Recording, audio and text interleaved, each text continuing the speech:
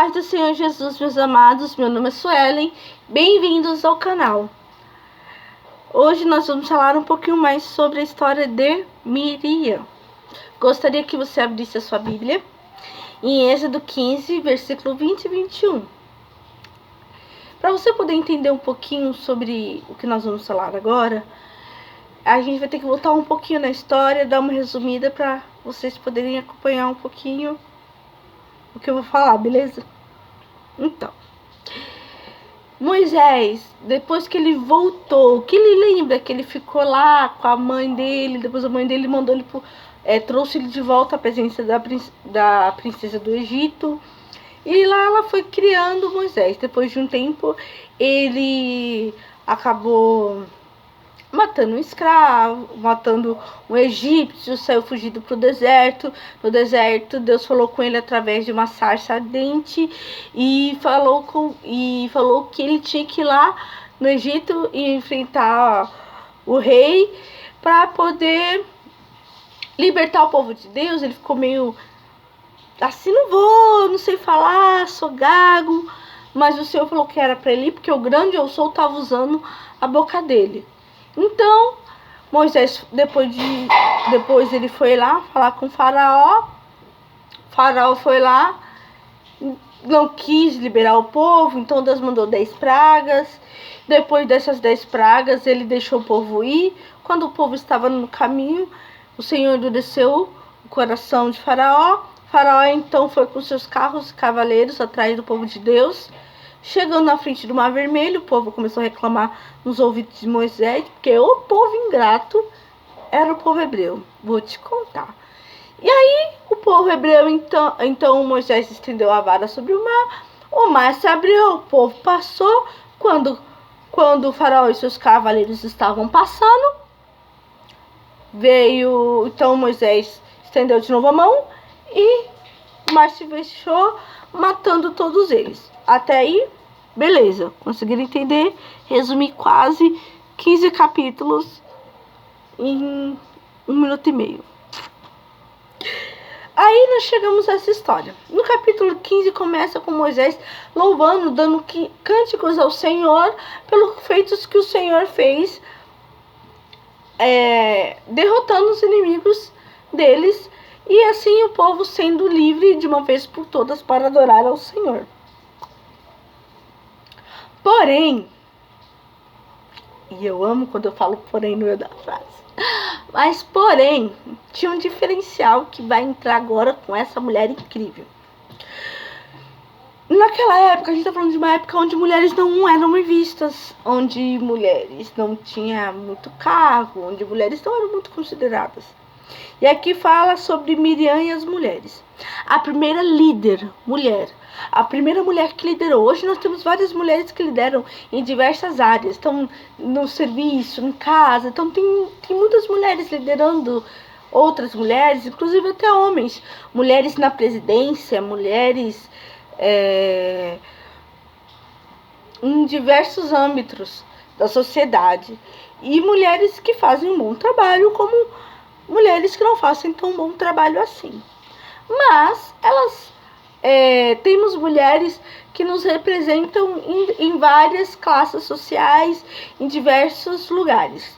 Só que a primeira mulher que fez com que isso revolucionasse, que começou a liderar, foi Miriam. Lembra aquela garotinha que eu falei que foi ousada, que estava preparada para tudo? Aquela garotinha que, mais ou menos os seus 12 anos, estava ali, em prontidão para ser usada nas mãos do Senhor? Essa mesmo. Ela estava lá, de pronto, e o Senhor, e aqui já começa no versículo 20, que então Miriam, a profetisa, irmã de Arão, tomou o tamborim da sua mão, e todas as mulheres saíram atrás dela com tamborins e danças. Gente, eu não sei vocês, mas eu amo dançar para o Senhor. Eu acho muito gratificante. A presença de Deus assim é algo incrível. Não sei se vocês dançam, vocês já viram algumas danças ministeriais. São algo assim impactante. Assim, Deus trabalha poderosamente. E tudo isso começou com Miriam. E deixa eu te falar uma coisa. E agora vai como um alerta aí pras pessoas, assim, que gostam de criticar a gente, só porque a gente é mãe, a gente é casado, já tá beirando os 30 e diz que dança é coisa de adolescente. Meu amor, bora ler a Bíblia? Miriam, quando fez isso, ela já tinha quase 90 anos. Vocês têm noção disso? A força que essa mulher tinha. Gente, 90 anos, ela pegar o tamborzinho lá, ó, e dançar ao Senhor, e se alegrar. E foi um movimento tão assim que as outras mulheres começaram a dançar. Eu não estou falando de um lugar que tinha 10, 15, 20, 30 mulheres. Eu estou falando de um lugar que tinha milhares de milhares de milhares de mulheres. Então ela revolucionou, ela começou a dançar, as outras mulheres começaram a dançar. Ela foi a primeira líder. Ela que, tipo, vamos dançar ao Senhor. Isso, ela pegou um tamborim sem medo, sem vergonha, e ela começou a dançar ao Senhor. Então eu quero dizer pra você que tá me ouvindo, nunca deixe ninguém dizer que você não pode fazer isso pro Senhor porque você já tá velha.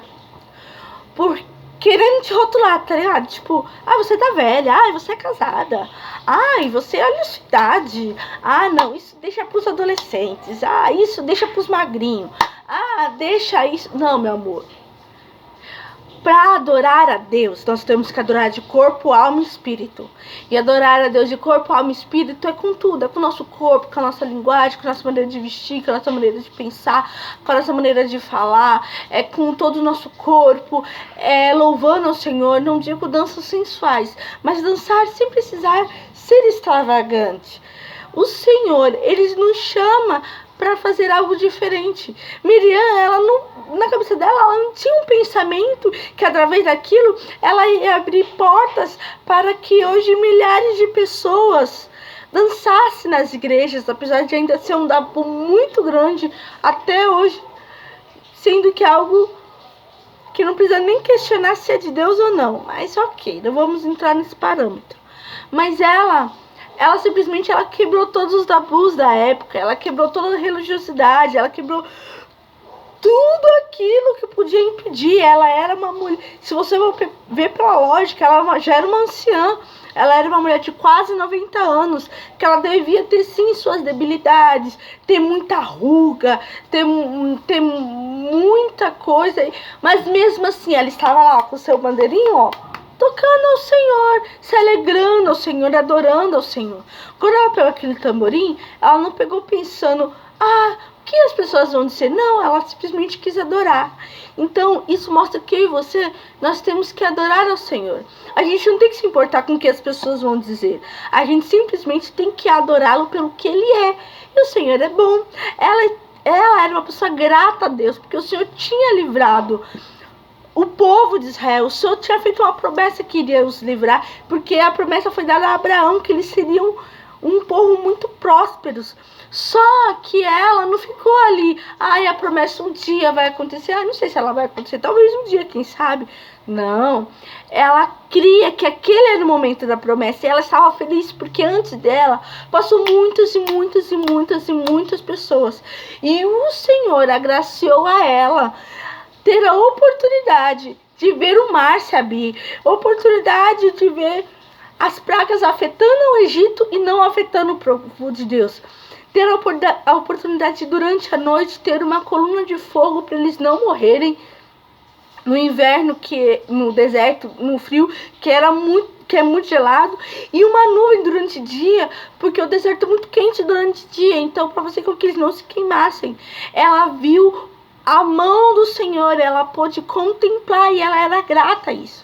Então isso mostra que nós temos que ser gratos, que nós temos que adorar a Deus, não pelo que Ele vai fazer a nós, mas pelo que Ele já está fazendo, por Ele nos dar a oportunidade de expressar o cuidado e o amor que Ele nos tem a cada segundo de vida que Ele nos dá. Se você está me assistindo e você pode falar, você pode dançar, você pode se alegrar, você não está no hospital, você tem que alegrar, você tem que ser alegre e adorar ao Senhor, porque tem muita gente que não tem essa oportunidade.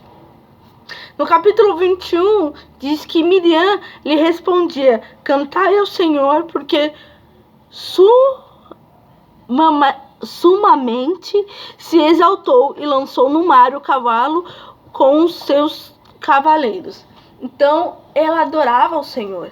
Aí eu quero te propor um desafio a você adorar ao Senhor. Mas não adorar porque eu estou falando, mas adorar mesmo, sabe? Tipo, se render a Deus. Você parar para refletir, para saber se você está sendo grata ao Senhor ou não, se você não está sendo uma pessoa grata a Deus.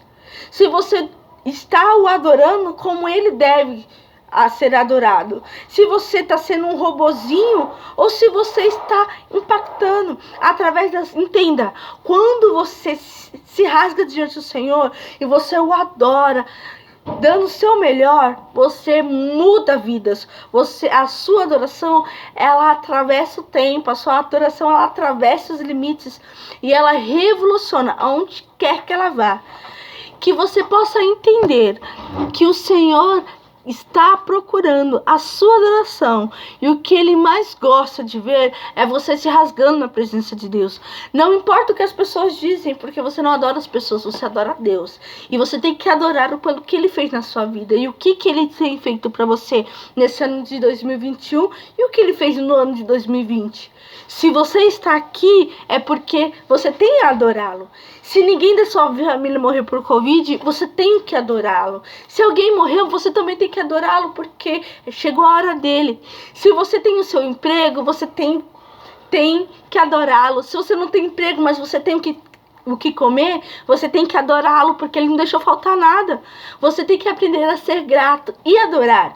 Aqui ela adorou o Senhor, mas ela falou o porquê ela adorou, porque ela sabia o Deus grande e poderoso que ela tinha. Então que você e eu possamos adorar a Deus, porque Ele é bom, porque Ele é eterno, porque o amor dEle nos leva a dimensões que nós não podemos nem explicar, porque o amor dEle é a causa de nós não sermos consumidos. O amor tão grande e infinito do nosso Deus é algo que nos constrange, é algo que nos faz parar para pensar o porquê que Ele nos ama. E Ele não pede nada em troca. Nós temos que adorá-lo, porque Ele merece ser adorado. Fique na paz.